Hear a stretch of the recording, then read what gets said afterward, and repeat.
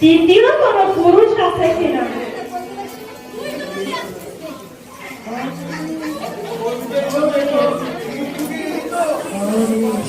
বৃন্দাবনে গোপী গোবিন্দের রাসলীলা চলছে, সেটা নিষ্কাম লীলা, সেটা তোমার কাছে বলা যায় না।